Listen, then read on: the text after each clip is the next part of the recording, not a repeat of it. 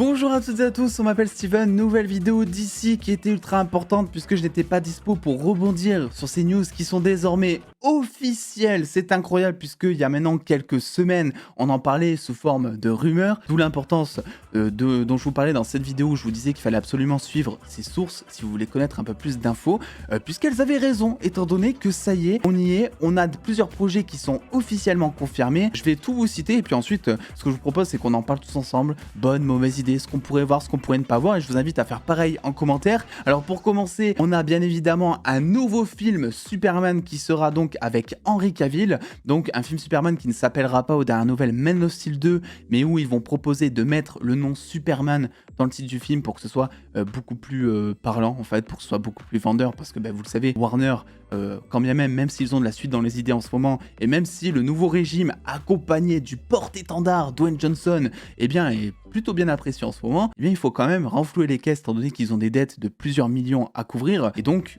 quoi de mieux que de faire un projet Superman et de l'appeler Superman, tout simplement, pour essayer de faire venir plus de monde en salle. On a ensuite quelque chose qui fait beaucoup plus débat, on va en parler, avec une suite de Flash, avec un premier script qui est finalisé, donc c'est très intéressant ça aussi. On a bien évidemment Wonder Woman 3 qui arrive avec un premier script là aussi finalisé, avec notamment Patty Jenkins, la réalisatrice qui a confirmé ça en interview. James Gunn, lui, continue son travail puisqu'il est toujours en train de développer des projets du côté de chez DC. Et enfin, on a le projet, vous savez, de J.J. Abrams sur le film Superman Noir, que l'on va appeler comme ça, qui est toujours en cours de développement apparemment. Et maintenant, concernant hors DCEU, donc les projets d'ici, on va dire, et plus du côté de The Batman d'ailleurs, Matt Reeves a confirmé qu'il voulait nous donner sa propre version de l'épouvantail, mais aussi de Gueule d'Argile ou encore du Professeur Pig. Autant vous dire que avec The Batman, la série du Pingouin qui commence bientôt son tournage et tous ses projets, on va manger du DC à toutes les sauces, que ce soit dans son univers connecté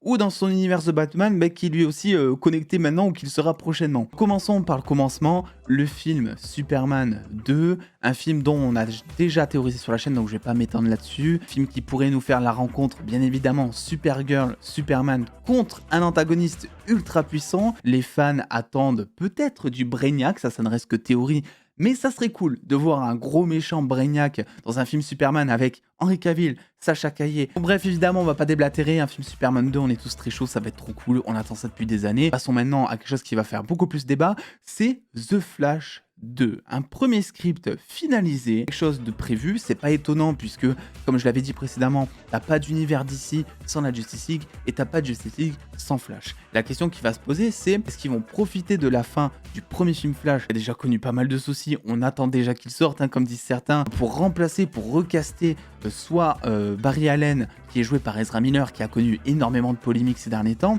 ou est-ce que tout simplement ils vont profiter de l'aspect multiverse que nous donnera le film Flash pour en fait avoir un tout nouveau Flash. Il y en a tellement, Jay Garrick, Bart Allen, etc. Tu peux faire tout ce que tu veux, tu peux nous ramener du Flash avec les mêmes compétences qui serviraient donc du coup le scénario, tout en changeant de personnage, en se débarrassant de Ezra Miller s'il est toujours dans ses polémiques et si ça ne va toujours pas. Visiblement, vu que le script est déjà terminé depuis un moment, The Flash 2, ça veut dire que en fait c'est avec Ezra Miller, quoi, parce que potentiellement il a été écrit tout en prenant en compte que ça serait Ezra Miller qui serait toujours à la fin du premier film Flash et tout. Donc pour l'instant, ce que je peux confirmer par déduction en tout cas, c'est que The Flash 2 serait bel et bien avec Ezra Miller, voir comment ça va se poursuivre et à voir si Warner ou même Ezra Miller arriveront à noyer les polémiques, étant donné que le film Flash n'arrive pas encore et que le film Flash 2 arrive vraiment pas encore. La chose dont je vais vous parler, c'est évidemment Wonder Woman 3, où là, Warner, je pense, va faire très attention au script, notamment de Patty Jenkins, parce qu'en fait, elle a tout approuvé, la Patty Jenkins.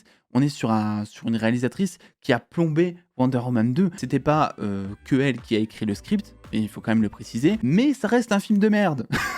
Voilà, tout est dit. Donc bien évidemment que Warner va scruter son script à la loupe, parce que ce qu'il voudrait faire avec ce Wonder Woman 3 très certainement, c'est de retomber dans le côté Snyderverse, on va dire, si je peux dire ça, en tout cas sous le même ton, avec la même tonalité qu'on avait eu dans Wonder Woman 1 par exemple, donc se rapprocher un petit peu de l'univers et de l'ambiance du premier film. Et donc je pense que même si le script est écrit de Wonder Woman 3, bon, il va y avoir des réécritures, il va y avoir plein de choses.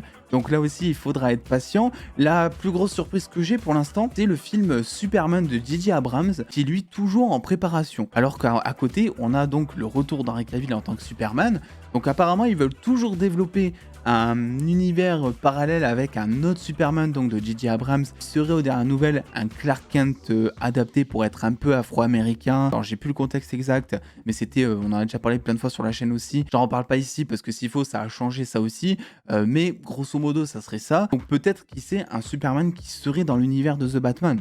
Ça serait ou dans l'univers de Joker, je sais pas comment ça pourrait se passer. Clairement, ça sera pas dans le DCU, je ne pense pas, puisque produit en plus par J.J. Abrams, à voir. Mais c'est juste que je sais pas, J.J. Abrams dans le DCU, je trouve ça presque bizarre, si vous voyez. Donc, à voir comment ça va se passer. Et je pense que en soi, je sais que ce Superman noir a fait couler beaucoup d'encre au moment où il a été annoncé, parce que Superman n'est pas afro-américain, parce que tout ça, du coup, c'est pas comics accurate, etc. C'est toujours la même histoire. Mais je pense que maintenant, le risque est plus amoindri, parce que maintenant, t'as Superman d'Henry Cavill. Tu sais qu'il est de retour, tu sais qu'il est là. Donc, tu sais que quelque part, tu contentes les fans de comics aussi avec ce Superman. Et qu'à côté, tu peux te faire plaisir créativement avec un autre Superman qui parlerait à une autre communauté, qui serait beaucoup plus adaptée, qui offrirait quelque chose de rafraîchissant. Moi, c'est comme ça que je le vois. Donc, je pense que voilà, ça fera couler beaucoup moins d'encre et que les gens auront moins d'intérêt à râler maintenant que Superman d'Henry Cavill est de retour. Alors, visiblement, James Gunn est toujours en cours de préparation de un ou plusieurs projets d'ici.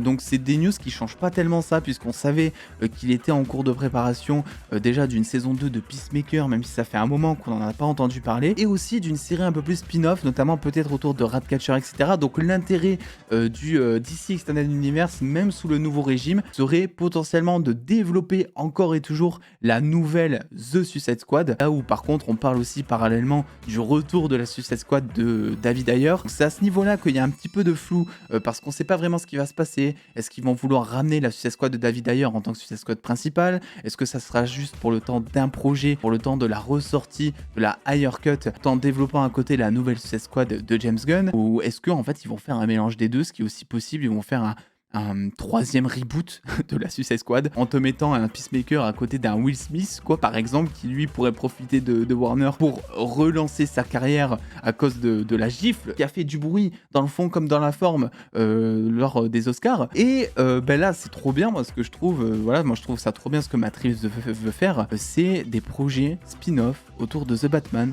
Gueule d'Argile, qui est un méchant mais qui demande qu'à être développé, qu'on voit limite dans tous les jeux, dans les dessins animés aussi Batman qui sont incroyables. C'est un personnage qui peut faire énormément plaisir aux fans et qui peut apporter aussi énormément de fraîcheur parce que c'est un personnage qui n'a jamais été adapté en live action, jamais. Et un épouvantail, mais l'épouvantail ça aussi, mais ça fait combien de temps qu'on se dit mais l'épouvantail c'est tellement un potentiel de méchant au cinéma qui peut être incroyable. Ce depuis les jeux Batman Arkham où on a très bien vu que l'épouvantail, eh bien, c'est un méchant qui a pris énormément de popularité aussi grâce à ça, mais qui en live action serait incroyable. On a déjà vu l'épouvantail en live action, il était dans la dernière saison de Titans, il était plutôt cool en vrai, et qui avait encore un aspect différent de ce qu'on peut lui donner, on peut faire tellement de choses. Donc là, si on peut avoir un épouvantail bien psychopathe, mettez l'épouvantail de Batman Arkham en film, ça serait incroyable. Voilà, c'est tout, il n'y a que ça à dire. Donc oui, DC est loin d'être mort, au contraire, on est clairement sur une renaissance qui me fait ultra plaisir à suivre en tant que fan, en tant que créateur de contenu aussi, parce que mais bordel, qu'est-ce que ça m'avait manqué de pouvoir théoriser sur des prochains projets d'ici et d'avoir un semblant de route, en tout cas pour l'instant. Je pense qu'il faudra attendre Flash pour vraiment avoir une idée concrète de là où veut aller le DC Extended Universe, mais voilà, pour l'instant on a des projets, c'est officiel. The Flash 2, Wonder Man 3, Superman 2 notamment, Batfleck qui restera, qui reviendra énormément dans le DC Extended Universe. Bref, ça annonce que du bon, comptez sur moi pour rebondir à chaque fois sur chaque news palpitante qu'il y aura, ou pas que, hein, s'il faut, il va y avoir des projets qui vont être annoncés, je vais être là en mode, mais les gars, il y a tellement de choses à faire, pourquoi vous annoncez un truc? Pourquoi vous nous mettez un film Birds of Prey 2? Ah, là ça serait... Ah non, là Birds of Prey 2, catastrophe. Bien entendu, comme d'habitude, n'hésitez pas à me donner votre avis là-dessus en commentaire. Pour vous, est-ce que c'est une bonne, une mauvaise idée? Professeur Pig, on en a pas parlé, mais ça aussi, Gueule d'Argile, Superman 2, The Flash 2, avec Ezra Miller ou pas, on verra. N'hésitez pas à lâcher le petit pouce bleu si cette vidéo vous a plu et à venir me suivre comme d'habitude sur les réseaux sociaux. Et puis en attendant les dos, prenez soin de vous, faites-vous bien kiffer. Des bisous les dos.